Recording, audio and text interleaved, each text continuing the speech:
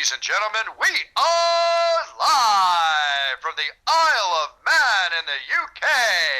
This is John and Mike's MMA Corner.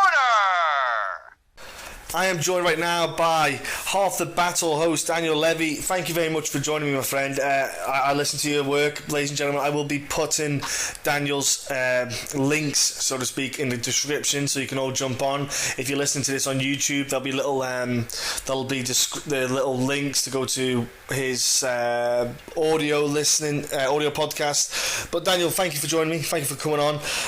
What a week! Oh, man, thank you so much for having me on the show. It's a pleasure, man. What a week indeed, right? How's the vibes stateside after that? After the whole week? I mean, Amanda Nunes saved it, dude. I mean, because the 3 straight back-to-back decisions, I mean, obviously the Aldo versus Edgar fight was really good, but, when you saw DC laying on Silva like that, Silva takes the fight on 2 days short notice, you just kind of wanted them to go out there and stand, and, obviously, you can't fault DC for fighting smart, but come on, dude, the belt wasn't on the line, it's UFC 200, the dude's 40 years old, taking it on 2 days short notice, he's, way smaller than you, stand and bang with him, and, man, Anderson showed tonight that if John Jones was in there with DC, I think Jones would have finished him. I said that as well, and I had a friend of mine say, you can't say that. How can you make that statement?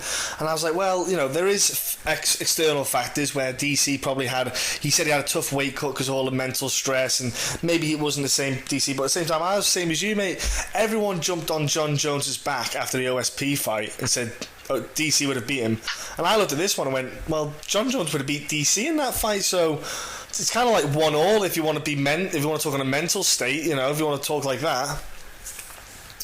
Yeah, no doubt about it, man. I mean, the way DC looked last night, obviously, like you said, the weight cut, all the stress of fight week, and just, taking on the greatest of all time on, less than 2 days short notice. That has to mess with the mind a little bit, but we all know Cormier is a very mentally strong dude, went to the Olympics, UFC light heavyweight champion, but still, part of me wishes that he would have gave Anderson a stand-up fight. I agree, and you know what? There was a lot that stuck out in the fight. I can go into the technical side of things, especially with that lockdown that Anderson Silva was applying, but how was your reaction, my friend, about John Jones? For me, I was completely bummed out because it happened when I was asleep. I was asleep in the UK. I woke up to the news, and my day at work, I was the saddest person in the place. I just couldn't get up for anything. I just wasn't in the mood. No, I feel you completely, man. I was the guy that defended John Jones when he tested positive for coke.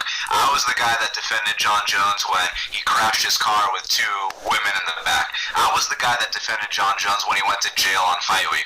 But, testing positive for PEDs and it coming out 2 days before the biggest fight in UFC history, how many chances can this guy get? I mean, just get your shit together, dude. But one thing I want to say about this is, so he tests positive in June, but the results only come out 72 hours before the event. That was that made me scratch my head a little bit, man. Especially considering they tested the B sample within 24 hours.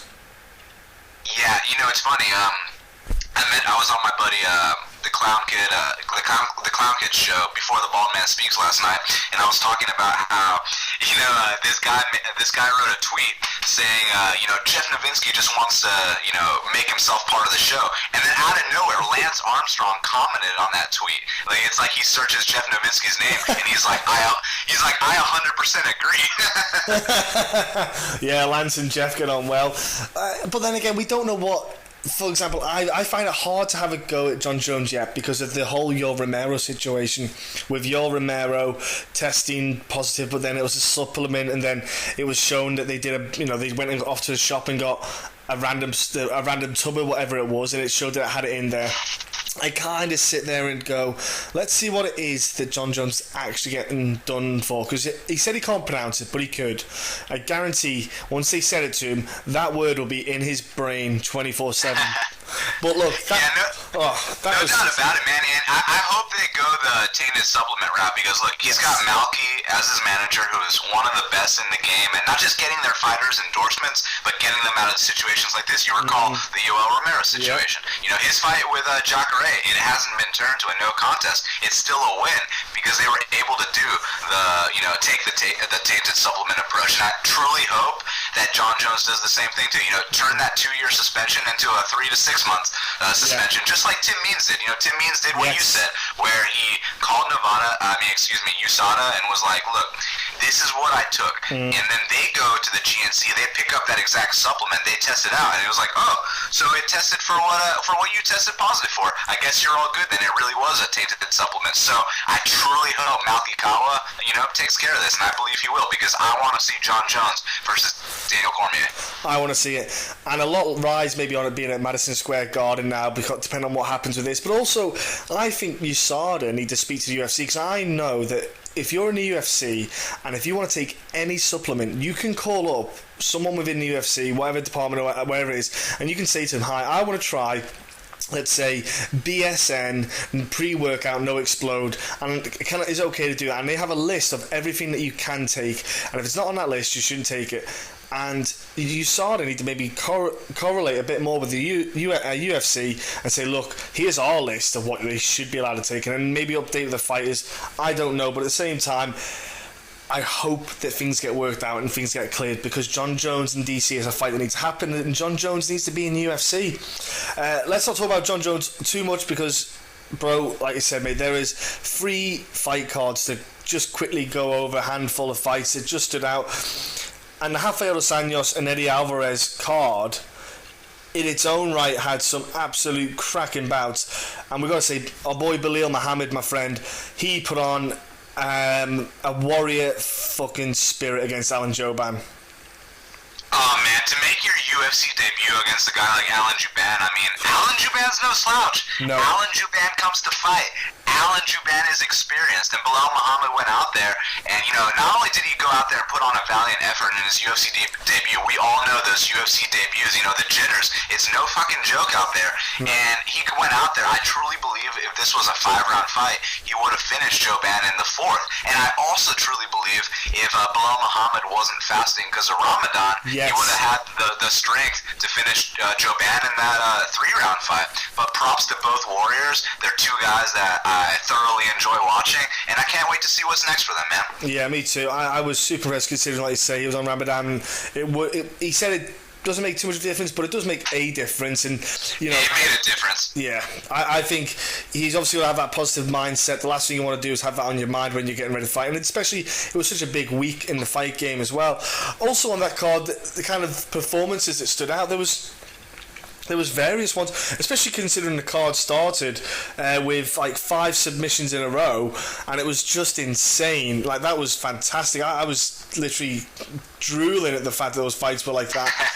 But then Joe Duffy against Mitch Clark.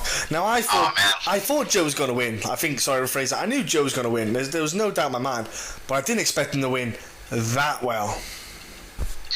Yeah, talk about clean work. I mean, man, he's just unbelievable, this kid Joe Duffy. I truly believe he could be one of the next champions at 155, the way he's been looking lately. And then you put it into perspective with his fight with Dustin Poirier, which was absolutely insane. Dustin Poirier puts everyone away in the first round at 155 pounds.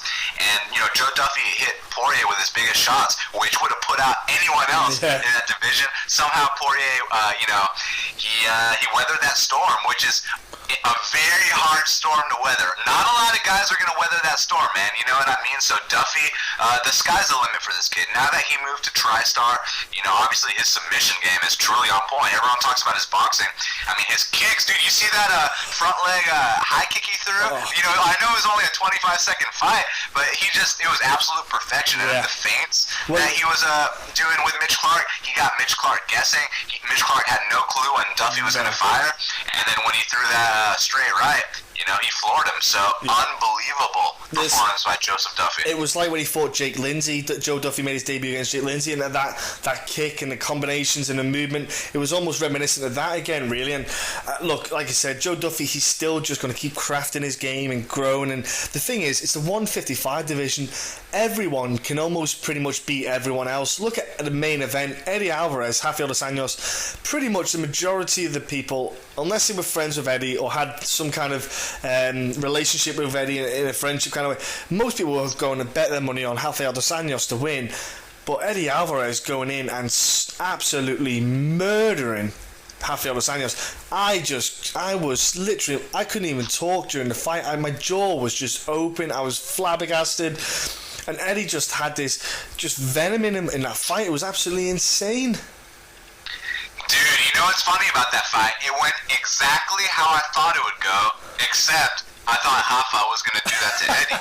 And, when, I don't know if you heard the post-fight interview, but Eddie spoke about how he threw that anaconda punch where, it's something that Mark Henry calls out for. Unbelievable coach. So Rafael had his guard completely up, and Eddie found the slightest opening between Rafael's bicep and his forearm to throw that big right hand and crack him right on the button.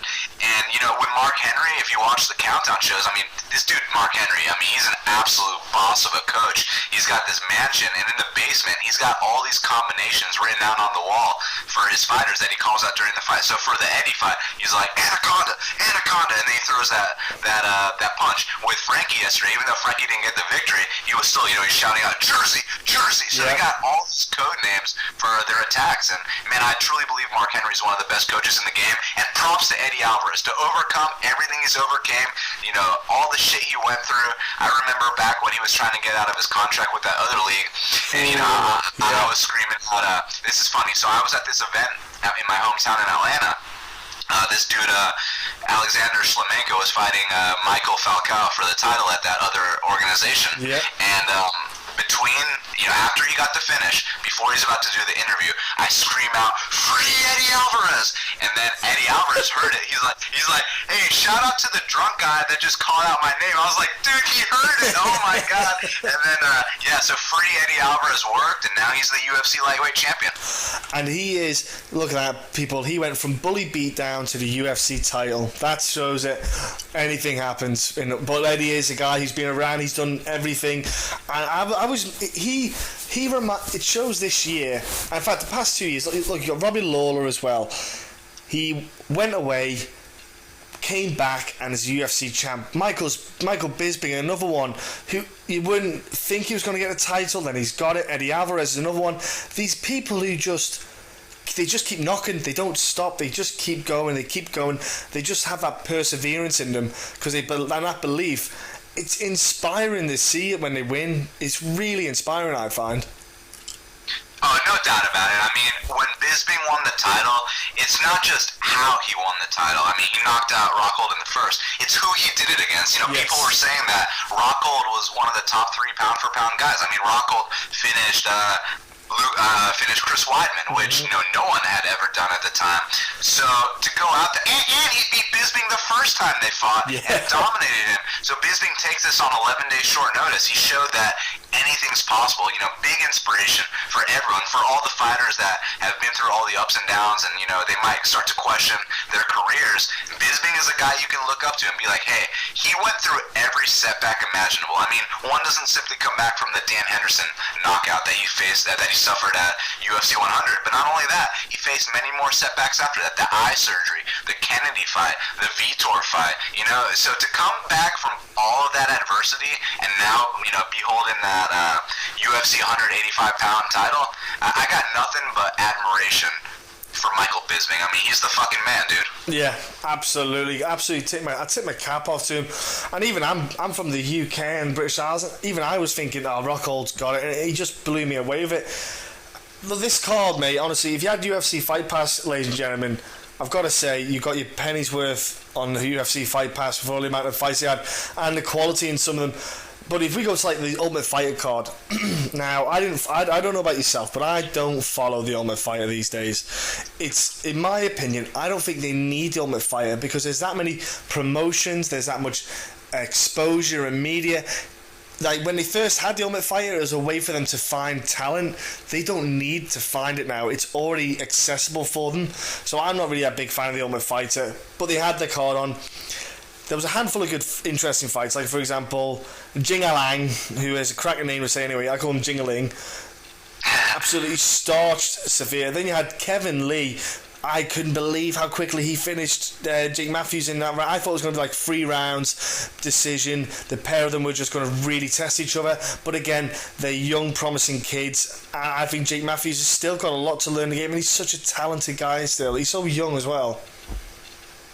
Yeah, no doubt about it. You know, I think what went wrong for Jake Matthews here, and this is, no discredit to Kevin Lee because he put on the performance of his career and looked absolutely amazing. But what I think went wrong for Jake, besides giving up his back and getting pounded out, was that he underestimated the flight over to the States. I mean, when you talk about coming from Australia to the U.S., not only is it an 18-hour flight, but the time difference, man. Like right now in Atlanta, where I am recording this, it's about 3 p.m. on a Sunday afternoon, right? So in Australia, it's like fucking, 5 a.m. in the morning or something on the very next day. So, he thought it was going to be a little breeze in the park. I believe if he fought Kevin Lee in Australia and he was acclimated, he would have won. But, when Robert Whittaker fought Rafael Natal, he went out to Vegas a month in advance to get acclimated. And I truly believe Jake Matthews underestimated the jet lag. And, that's why he looked lethargic out there. But once again, props to Kevin Lee on the biggest victory of his career. And again, Kevin Lee just going up the ranks again after he had a little stumble before. But then, I tell you what one fight that I was kind of ripping a bit. Gray Maynard against Fernando Bruno. Fernando Bruno is probably, I don't know how that guy's in the UFC because he's got the worst striking known to me in the UFC. It was shocking, but at the same time, he wobbled Gray Maynard, and Gray Maynard looked it was a 145 fight. Gray Maynard, I know we got a decision. Everyone, I just don't want to see Gray Maynard fight. He just, against a ranked fighter, he's going to get absolutely murdered. Yeah, of course, and I mean, that's why they gave him Fernando Bruno, right? I hope that he goes out on this note, but unfortunately he won't because you know how it is with these guys. They never know when to say when. So what I was thinking, man, was how about a fight between him and BJ Penn or a fight between him and, say, Cole Miller or go up a weight class and fight Diego Sanchez. I think those are the only options. Yeah, for a guy of his age and the way he's been, it's very sensible picks there. I'd agree. I would happily have any of them. Yeah, Cole Miller I'd probably pick, because I think he's not probably going to get knocked out by Cole Miller, but he probably gets submitted by Cole Miller, and I'd be happy with that. I'm just sick of seeing him getting finished and getting absolutely murdered. I'll tell you who made a mark and he'll get overlooked because of the whole event. Du Hoi Choi, okay? That kid, damn, that dude looks calm, like he isn't even there. He's thinking about, did I leave the iron on? Oh no, he's so relaxed, and he's not even throwing, doesn't even look like he's making an effort when he's throwing his shots, and he is just an absolute monster. Man, it's funny. I said that he reminds me of the Korean Tomas Almeida, but actually, I'll take that back. He reminds me of the Korean Joseph Duffy. I mean, the way he sets you up with his feints, and then out of nowhere he blasts those crisp, straight punches. But I'll tell you what, my biggest question for Du Ho Choi was always, can he stuff a takedown? And if he does get taken down, can he get back up to his feet? He answered that question for me because he went out there against a 10-plus fight UFC vet and Thiago Tavares, a guy who's been in there with everyone, and he got taken down. He faced that early adversity. He stayed calm in there. He stayed poised. He got back up to his feet, and he knocked him out cold. So the sky's the limit for Du Ho Choi. I really want to see him fight someone like Yair Rodriguez next. I'd definitely, a fight like that would be insane because he's so relaxed and Rodriguez is so wild. It would be such a contrast in style, but the pair of them would be absolutely deadly to watch. And again, like you said, Tavares, he got him down, but Choi was so relaxed getting up. It didn't even bother him. I couldn't believe it watching the fight, how calm he looked. I was so impressed. I'll tell you one fight that was good. Will Brooks versus Ross Pearson. It was a good fight for Will Brooks because I think with Eddie Alvarez got thrown in the deep end, and Will Brooks, I think he got let off a bit easy and got an easier fight in Ross Pearson, but Ross Pearson really did well. He did well in the fight, to be fair, because I think a lot of people wrote Ross Pearson off because he's not ranked, etc., and Will Brooks obviously being a champ. It was a good fight for Ross Pearson because he's always game, but Will Brooks, it was not bad because it was a short notice for him as well to get ready for a fight. Dude, here's my criticism with Ross Pearson. So obviously, you love watching him because he's a fan-friendly fighter, and he's actually a really nice guy if you met him. Yeah, very cool. Yeah. Very, very cool dude. Here's my criticism with him. You listen to his interviews, and he says shit like, oh, this guy's just going to run away from me, or this guy's just going to try to lay on me. And I'm like, dude, you're in the UFC. You got to understand that if you're this brawler, people aren't going to want to engage you in that kind of fight. No. So be ready for the guys that want to run away from you or the guys that want to lay on you. This is the UFC. But guess what? Will Brooks did none of that. Will Brooks stood up with him for 3 straight rounds. Yep. And it was like, Ross, you're getting the fight you want. So, I mean, what's the deal here? And then at the end, he puts his hands up. I was like, come on, Ross. You did not win that fight. You won the 3rd round, but winning 1 round of a 3-round fight does not win you the fight. So, props to Brooks. And, you know, as far as Brooks, in my personal opinion, I do not believe he's a top 15 UFC lightweight talent. But since he beat a guy like Ross, who, you know, has been around the game a long time, I guess we got to give Will Brooks a step up. Let's see what he's all about. Yeah, he'll definitely get a top 15 right now, probably. I'd like to see him. And dude, so sorry to interrupt you, brother, but man, I really wish Will Brooks could fight someone like Rashid Magomedov or Dustin Poirier. It's just unfortunate that they're, you know, good friends and training partners, because I believe those 2 guys, you know, obviously I think they'd knock him out, but I think those 2 guys are the kind of styles that could really challenge him. The striking of Dustin and Rashid. I want to see Will Brooks against someone like that. I do. Do you know what the thing is? With the way because you've got like a lot of guys at ATT, they just might have to suck it up and have to fight each other if it gets to that point. Yeah, you can't. I agree 100%. I mean, dude, this is fighting. Like, this isn't a team sport. No. Robbie Lawler and Tyron Woodley, supposedly they're teammates, but, you know, it's one of those situations where, you remember when Tyron Woodley was you remember when Hector Lombard was campaigning for that fight with Tyron Woodley, and Woodley's like, oh, no, you know, no strap or whatever the fuck he said. Yeah. And it was like, dude, like, this is the fight game. Do you want the title shot or not? You got to go through this guy first. Yeah. And Lombard was like, we ain't friends. I don't know this guy. So, yeah, you know, you just fight your teammates if you have to, you know. And I think if Will Brooks wants to be the world champion, I'm pretty damn sure Dustin Poirier wants to be world champion.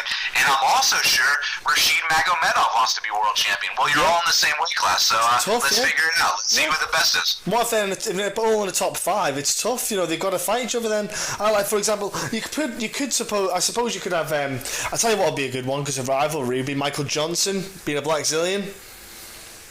Versus Dustin or versus Will Brooks? Oh, Will Brooks. Sorry, Will Brooks. Yeah, man, let's see that. You know, I know Michael's coming off 2 straight losses, but a little secret between you and I and everyone listening, Michael's 2 losses were against southpaws. He struggles against southpaws. So if you see if Michael versus Dustin Poirier gets booked, bet on Dustin Poirier. But Will Brooks ain't a southpaw, so maybe Michael could take that one. Or even Beneil Dariush would be another one. You know, he's a good one because he's so good at grappling on the ground. It would be because if Will Brooks is man, dude. I want to see how Will Brooks responds to that left body kick from Benny. You know, that's if he can take that left body kick, then all respect to him. yeah, I'm with you on that one. Yeah, I'd respect him too. I'll probably go and shake his hand. Let's look at the main event, bro. On that, the Ultimate Fighter, man. Like, good word, Joanna Jacek and Claudia Gadelha. Like, Claudia Gadelha is she's almost like she's one of them girls who's got the best 3 rounds. She's a great 3-round fighter, and it seems that pace, she just can't maintain it. If she could pace herself a lot better, she would probably be a better 5-rounder, but she just puts all the chips in too early. Maybe she's getting that from Jose Aldo from all those years of doing 3 hard rounds, and then you start to just kind of drift off in the last 2, but you've got those 3 in the bank. But Joanna, that girl is something special.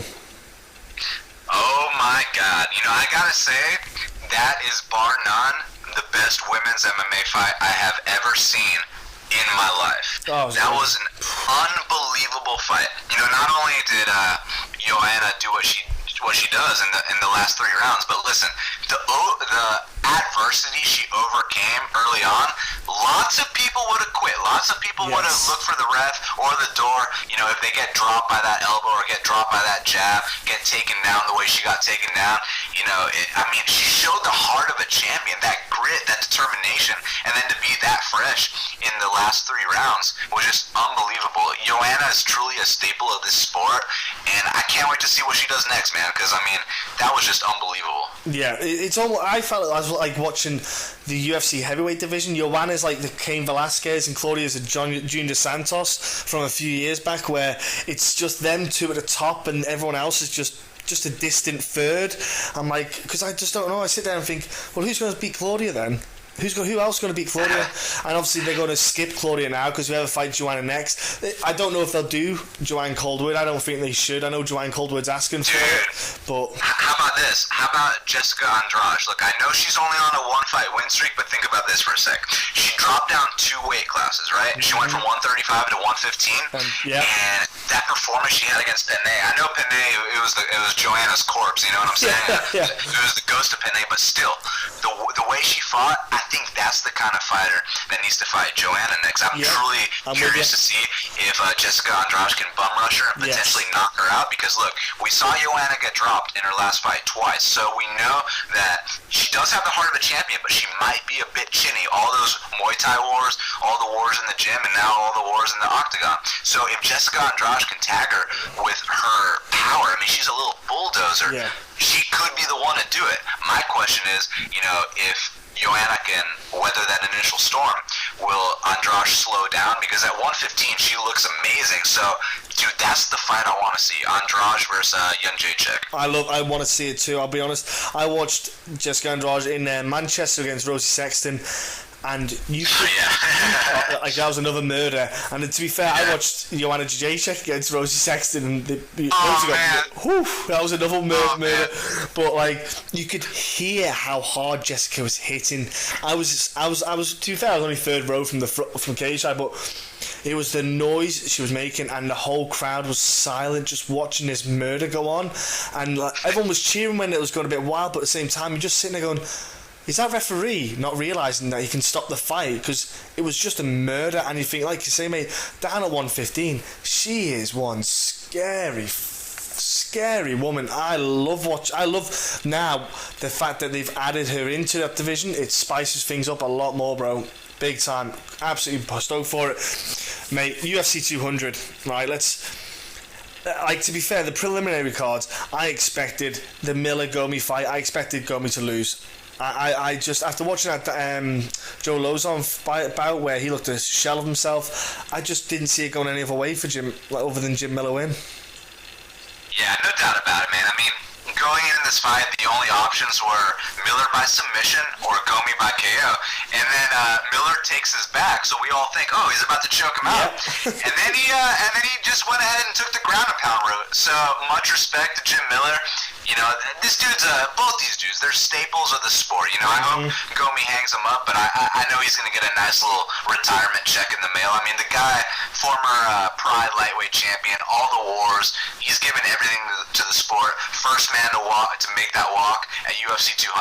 And Jim Miller, I mean, what can you say about him? Also a long-time stud of the sport. So much respect to both those gentlemen. And I guess we got to see if Jim Miller wants to come back too.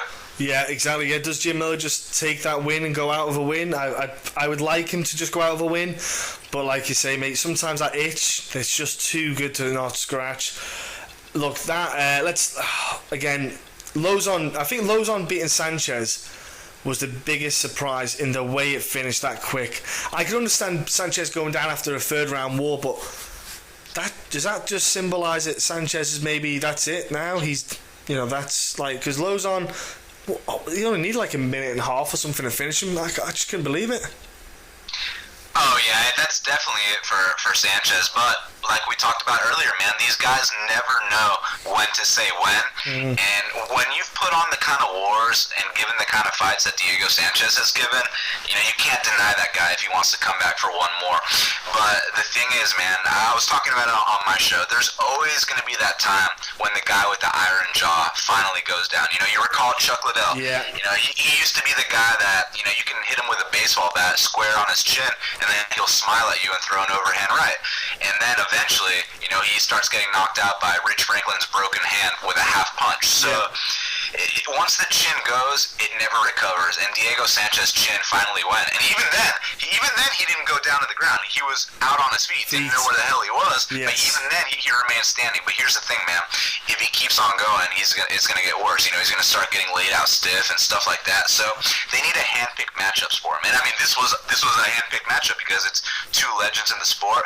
But I mean, are there any other, you know, staples in the lightweight division or the featherweight division that could go up that he hasn't fought yet? You know, maybe a Gray Maynard or something like that. Like who's a guy that's on the tail end of their career but has a name, you know, in the lighter divisions? Those are the kind of guys, in my opinion, that Diego should be fighting if he decides to return. If he decides, yeah. I think Diego might want to go out on a shield. I think if they do a card in Mexico soon, he'll maybe want to just shoot down for one last walk out, one last hurrah. But I'd like him to go out and win, though. That's the problem I've got, because it's Diego. I'd like the dude to go out and win, but you have to handpick. I don't know, maybe Sage Northcutt would be a good one to pick him. Oh man, you know, here's the thing, man. A lot of people like to talk shit about Sage, but yesterday he proved a lot to me, because the question with Sage was always, you know, is he an athlete or is he a fighter? And I think yesterday he showed that he's both, because a lot of people would have tapped out to that armbar attempt. You know, he took some very hard punches where he could have been like, oh shit, I'm going to run away now, I'm going to take a knee and cover up. And he was like, no man, I'm going to fight this guy to the bitter end. And he did something very smart at the end of the fight. I like to bet on guys that know how to get that takedown at the end of the round, because you know, with these judges, they favor that kind of stuff a lot. So man, Sage showed me that he's got fight IQ. He showed me that he's tough and he's athletic and explosive. We already knew that. The only thing missing from his game is takedown defense and a get-up game. Once he gets those, man, the sky could be the limit, because people often forget this kid's only 19 or 20 years old. So imagine what he's like when he's 24. So they got to groom him, bring him along the right way. Maybe Diego could be a good fight for him. The only thing is, he could get a little bit psyched out with that name. But at the same time, this was, his 4th or 5th UFC appearance. So he might be ready for it. And if he doesn't get, you know, mesmerized by the moment, you know, he'd probably take out Diego. Eric Marin, for me, when he had that armbar in, he looked like a guy looking at the referee, expecting the referee to stop it without the tap. I was watching it in absolute... Because I'll tell you what, I got put in an armbar like that once before. It was an amateur bout. The guy went down for a face down armbar, and I had to let go of I had my hands together. I had to let go and let him get the armbar to finish the escape.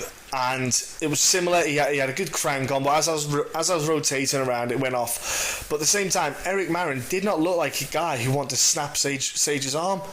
I'm not being funny. If I had his arm between my legs, I would snap it if he wasn't tapping. It's as simple as that. Eric Marin kind of was like just waiting for the tap to come. That bit frustrated me big time. But like you say, Sage just kept going, kept ticking away, kept putting the F in. Like I agree, mate. He needs to get that grappling sorted. But again, I don't know how he's going to do it. If it is his father that's maybe going to hold him back, does he need to go off on his own way, mature a bit as a person, as an adult as well? You know, have a bit of life, you know, kind of life lessons. Go and train at TriStar on his own without his dad there. And I mean, find himself. Sorry to interrupt, man, but here's the thing. I mean, look, once again, he's 19 or 20 years old. Like, I don't think it's a whole big deal about, oh, he's got to leave his dad or this or that. I mean, his dad got him to this point, right? So he's just got to keep doing what he's doing, and we got to assess what he does from here on out. Because, I mean, dude, when you're 19 or 20, I mean, what were you doing when you were 19 or 20? You know what I mean? I remember. This dude's about to make his 5th or 6th UFC appearance. So at that age, it's just, you know, just let him continue to develop, because in my opinion, he showed big improvements from his last fight. Okay, TJ Dillashaw, Rafael Assunção, my friend. Quickly going to touch on that fight. I was super impressed with Rafael Assunção, considering he was out for that long and went 3 rounds with TJ again and had some good moments in the fight. he's got a lot of I know he lost his fight streak, and it was a big fight to come back into, considering that TJ, in the time that Rafael was off, went and won the title and did what he did. Rafael did a really good showcase for himself. I think the next fight that Assunção gets, he's going to be a dangerous opponent for anyone. He's going to be a tough matchup. Oh, no doubt about it, man. You know, going into the fight, I thought Rafael was actually going to win. You know, I know the layoff was a concern, but, I mean, Rafael is criminally underrated. You know, he was on a 7-fight win streak with guys, you know, with victories over guys like TJ Dillashaw, Johnny Eduardo, Pedro Munoz, Brian Caraway. So he's beat the who's who. And, with TJ in his last couple fights, you know, against Soto and against Cruz, he abandoned that footwork that he used against Renan Barão so expertly. He became more of a headhunter, and he brought back that footwork against Assunção, and he looked absolutely incredible last night. So I can't wait to see what's next for both guys. I mean, they both proved a lot. It was a great fight, and much respect to both warriors, man. Oh yeah, well, I think DJ gets Dillashaw because the winner of that fight gets Cruz, so Dillashaw gets Cruz. I'd like to see him fight John Dobson myself, but I hope that'll happen in time. I hope that rematch happens in time again. But the big fight letdown, mate, I think it was bound to be a letdown, I suppose, in a sense of the excitement that could have been, was Gastelum against Hendricks, Kelvin Gastelum. Kelvin looked fantastic. Training at King's MMA with Rafael Cordeiro is making a huge difference, but Johnny just looks a shadow of himself prior to the GSP and Robbie Lawler fights. It just doesn't look the same guy. Dude, you know what's funny about this fight? So I had a bet on Kelvin Gastelum. So we're watching, you know, the walkouts, and then my power goes out. And I'm like, are you kidding me right now? So for that entire fight, my power was out, and I'm checking Twitter, you know, seeing what everyone's saying. Some people are saying 30-27 Kelvin Gastelum, you know, and then other people are saying 2-1 Hendricks. So I was like, fuck, well, you know, what happened there? And then my power came on right as the decision was being read, and I saw Kelvin get his arm raised. So I was like, all right, that's awesome. But I gotta ask you, bro, since that was the only fight at UFC 200 I didn't get to watch. I mean, how good did Kelvin look? Did he whoop his ass? Did he make him break? Was it a back and forth fight? Like, what was the deal, man? All right, Kelvin, from a technical standpoint on his feet, looked so good. I've not seen Kelvin look that good. It's simple. He just did simple things. He did simple 1-2, and the speed he threw them at, Hendricks just wasn't able to handle it. And I think it took a lot from the Stephen Thompson fight with the strike and the combinations. Obviously they're not the same style, but you can take notes from it. And he just kept catching Hendricks with a 1-2 or like a 2-1. He was and Kelvin was cutting off on angles. Hendricks was punching air, and then Kelvin kind of got goated into a couple of brawls every now and then and got clipped a couple times. But the power that Hendricks maybe was known for didn't seem to be there, because he caught Kelvin once or twice pretty flush, and Kelvin was fine. I was a bit surprised. Hendricks didn't do enough takedowns, in my opinion. I thought Hendricks would have went back to the way he beat Matt Brown, where he just went back to old school way. I'm going to do what I do best. I'm a great wrestler. I'm going to use my wrestling. I know Kelvin's a good wrestler, but Hendricks is a better wrestler. Flat out, he's probably one of the best in, like, top two in the division. Hendricks by far. I think Hendricks just, that weight cut when he got on the scales and he was shaking, I think that played a big factor. I just feel like he just he couldn't push any more out of himself than what he had in him. Now, I heard those external factors that caused it. I don't know what, but at the same time, it's like, how many external factors can Johnny Hendricks have each weight cut? Oh my god, it's so funny. So first it's like, you know, I only went 70% against a GSP, you know. Yeah. Then it's like you said, you know, it's so funny. He made this comment in his post-fight interview. He was saying some shit like, "I'm never fighting in Nevada again," you know, acting like they got the decision wrong or something like that. It's like, come on, dude, just own up and get your shit together. You know, he hires this new nutritionist and still misses weight. And also, you brought up where was his knockout power? Well, if you really think about it, the last two guys he knocked out were Martin Kampmann and John Fitch in 2011 and 2012. Yep. You know, those are two retired fighters. That was from a completely different era of the sport. So yeah, I mean, I think that's why his, you know, when he knocked dudes out back then, and you look at his physique in the GSP fight, then you look at his physique in the Kelvin or the Wonderboy fight, it's not big rig anymore. It's a little rig. It's skinny rig. But that's why he's not knocking dudes out anymore. He needs to go to 185, in my opinion. I know he'll be kind of short. He'll feel like he's short in that weight class. But look, Hector Lombard's going back to 185, up to 185. I think Hendricks should go to 185. Eat big, lift big, and just be a big boy and accept it. Like myself, I'm going back to 185. 170 for me literally kills me making weight. I can't do it. I walk around 210 pounds. 170 literally is murder for me to get down to that. I just look like I've got AIDS. Simple as that. I'm going to 185 where I'll be healthy and happy and I can compete. And I think Hendricks, if he went to 185, he might get a little resurgence in himself. I think you might see a new Hendricks, so to speak. Look at Robert Whittaker, down at 170. Things weren't working. Goes to 185. He looks like a different guy because he's not murdering himself to get on the scales.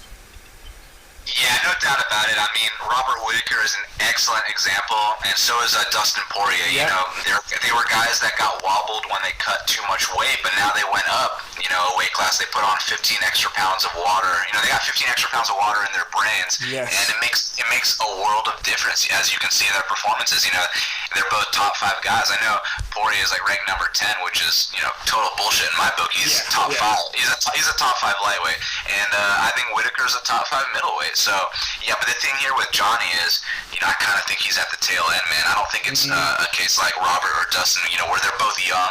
They both have that, that aspiration to be the world champion. I don't think Johnny has that anymore. I think his ultimate goal was to be the world champion. He got it, and now he's just doing this to pay the bills. So, when he goes up to 85, he might win a fight or two, but once they put him up there against someone, a real 185er, I think he's going to probably drop it, man. I don't think, I don't think he'd win the middleweight title, but I just think he'd probably have a better success rate in the middleweight division, at least for the next couple of years. It could prolong his UFC career. Mate, look at that. Prelim main event was Juliana Pena, Kat Zingano. I was so excited. I was really impressed with Kat Zingano, the time off, mental side of things. Juliana Pena, she showed a very tenacious attitude in the sense of she got ragdolled, she got thrown around like a little toy, and when she got to the ground, she then just clamped Zingano down and stopped Zingano really putting any damage on her.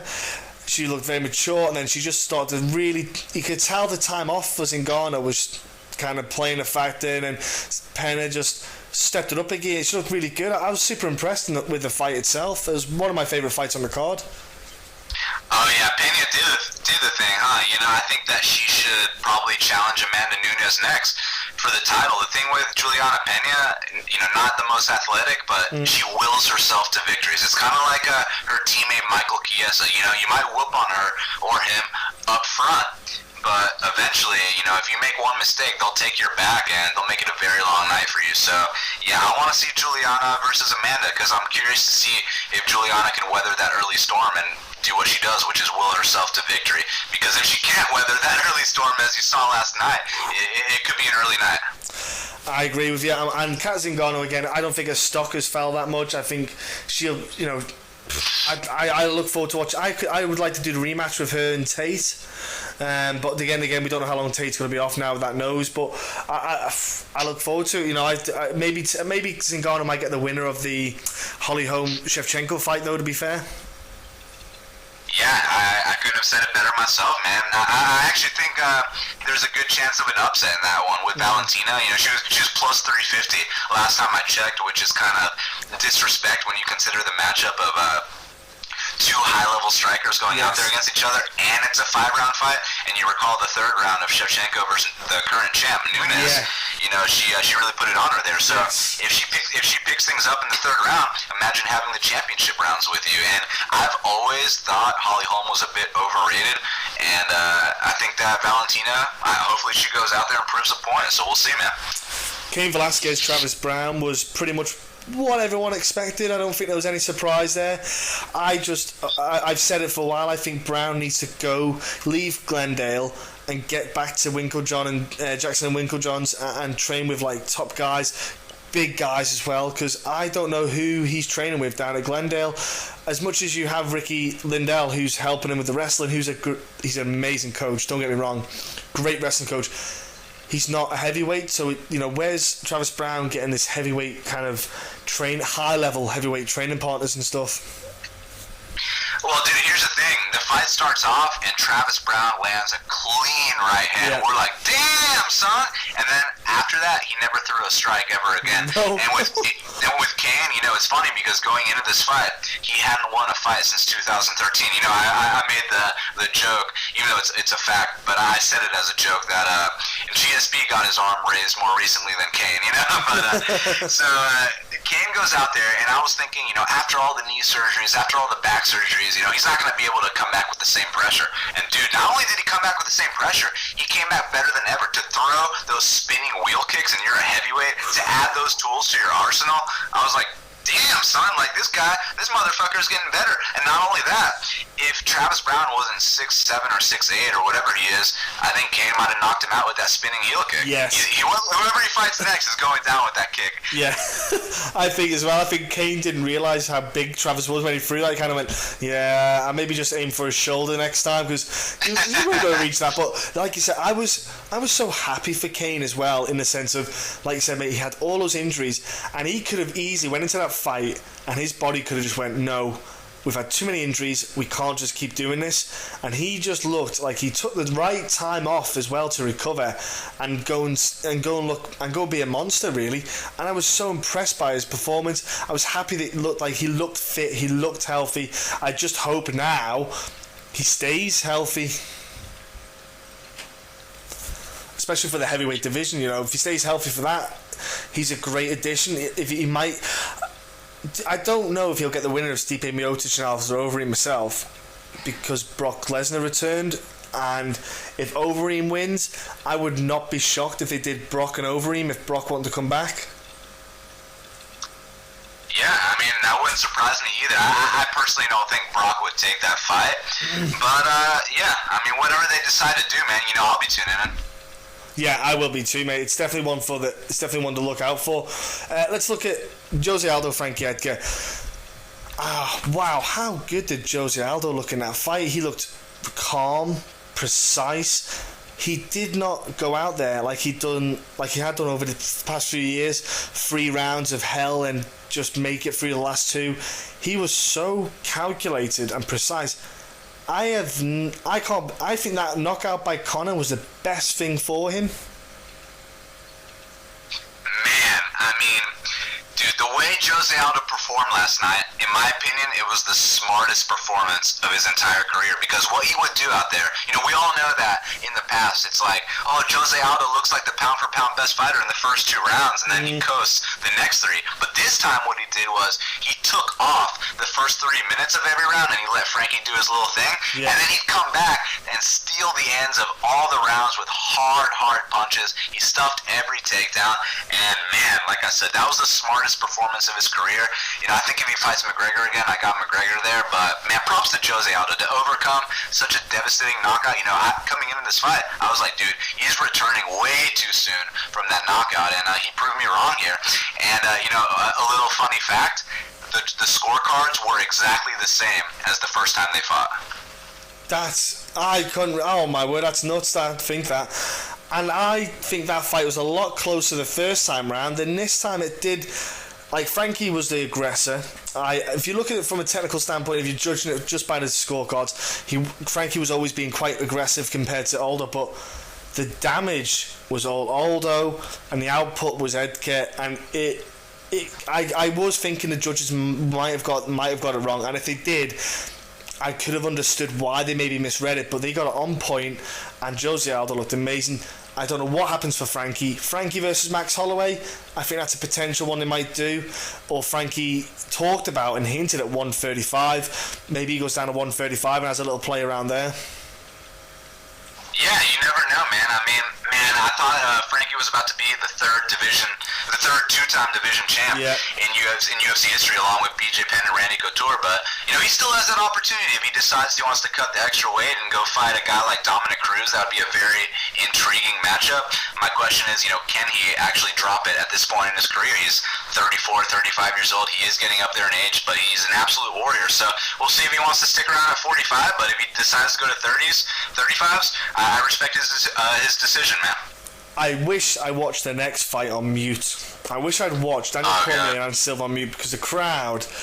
I understand the crowd booing in the sense of they wanted a spectacle, they wanted all this to happen, but they've got to understand that if I'm Daniel Cormier and I'm fighting a guy on 2 days' notice, I'm not going to go in there and risk getting put to sleep or getting finished when there's no need. I didn't have to take this fight. Why not go in and do the fight that I know I can win, which is my wrestling, get on top, chip away, just pick away, and then finish the fight. And that's all I had to do, and that's what he did. You know, Anderson Silva, to be fair, man, he actually wanted to finish Daniel Cormier. Anderson Silva had the whatever happens attitude, and he did nearly finish him at the end of that third. I tell you what, if Anderson Silva hadn't charged in a bit more and just stayed back a bit and threw a couple more kicks like that and just threw a couple of strikes, he might have put Cormier away. But I tell you, the last ending, the last bit was exciting, but Cormier just was being smart. Yeah, I mean, that's all it was, man. Props to Anderson taking that fight on 2 days short notice. He showed once again why he's the greatest of all time, and he almost finished Cormier at times in that fight. You know, so like I said, man, props to him. DC had a smart game plan. As a fan, I wish they would have stood up more and DC wouldn't have laid on him. Yeah. But you know, as someone that gets the sport, I understand why he did that. So yeah, I understand both perspectives completely, man. And then you look and you think, I only want Anderson Silva now to ever take short notice fights. I don't want enough programs. Just two-day notice fights. That's all he's allowed to do. Man, I felt like he did a lot for his legacy taking this fight, because a lot of people were talking shit about, you know, the drug test and this and that, but now to go up there against a guy like Daniel Cormier, the current UFC light heavyweight champ, and not just to fight him to the bitter end and not get knocked out, but to take the fight on 2 days short notice when you're nowhere close to being in fight shape. And just to go out there and fight the way he did, I know he got laid on at times, but on the feet, he came to fight. So, I mean, I got so much respect for Anderson, and you know what? Before I was calling for him to retire, but now I can't wait to see what he does next. I agree. I think he redeemed himself a little bit with the UFC for his past kind of performances and maybe obviously the testing and stuff like that, but at the same time, I wouldn't mind seeing Anderson at 205, not just 185, maybe 205, because it's not a deep division. There's not the quality isn't as high in that weight class. He could probably have a couple of fun fights in that weight class, because they're a bit slower than he is. And I think even showed in the Cormier fight that Cormier wasn't as quick as Anderson. Brock Lesnar, Mark Hunt happened, and it was exactly how it should have happened. You know, Brock wasn't being crazy trying to go in, timed his takedown. Sometimes he grabbed thin air, but Mark Hunt again was just being careful with his shots, trying to set them up. It was exactly how the fight probably was going to go, if I'm honest. I did always think Mark Hunt had a chance to catch him with a takedown attempt, but Brock just did what Brock does. Yeah, I mean, you said it there, man. You know, it was kind of frustrating in that second round where they were standing up all 5 minutes of that round. Yeah. Mark Hunt had every opportunity to knock him out, and he kind of just stared at him. And I was like, what are you doing, Mark? And props to Brock, overcoming his disease and, you know, retiring to the sport, coming back, getting a victory over a guy like Hunt. I didn't think he'd do it, but he did it, so much respect. Yeah, defo. I don't know what Brock's going to do in the future. Mark Hunt, it was one of them fights. It doesn't affect Mark Hunt really, let's be honest, in the slightest. It's Mark Hunt at the end of the day. Look, Stipe did something similar to him. You know, Mark Hunt, everyone loves him. There's no one who doesn't love Mark Hunt. And Brock even had respect, and the two of them had respect for each other. The main event, like you said, mate, but we spoke before. Oh my word, I did not quite see it going that way. I had Miesha Tate, third, fourth round, finishing with a TKO. I didn't even think submission. I thought TKO, Amanda Nunes would be too tight and she'd probably just get on top of her and beat her down. But Amanda Nunes defeated Miesha Tate the same way Miesha Tate defeated Holly Holm with a rear naked choke. But it was more the fact that Amanda Nunes hits like Joanna Jędrzejczyk, hits like a freight train and smashed. I think the first punch might have broke Miesha Tate's nose, because you saw her put her hands up a lot closer and tighter to her face. I think she might have broken her nose from that first right straight, and that was it. That was her done for the fight. It probably affected her. Obviously, your eyes water when you get your nose cracked. I think that's what did at the very start of the fight, and she never looked the same after that first crack. Yeah, Misha's known for weathering storms, but when you go into a fight with Amanda Nunes, win or lose, you gotta accept the fact that you're gonna go through some shit, and no matter what, you're gonna take punches, win or lose. So Misha kind of looked a little bit psyched out walking out there, and it's funny, the betting line, right before they walked out, Misha got bet up, and it got to the point where Amanda Nunes was plus 265. So I was like, whoa. Listen, man, I just lost on Frankie, so I'll take a shot at Amanda Nunes, see if she can save my night. And she saved my night, dude. I mean, just to go out there and finish Misha the way she did, it was unbelievable. And like I said earlier, man, I want to see Amanda Nunes versus Juliana Pena, because look, the way to beat Nunes is to weather that storm.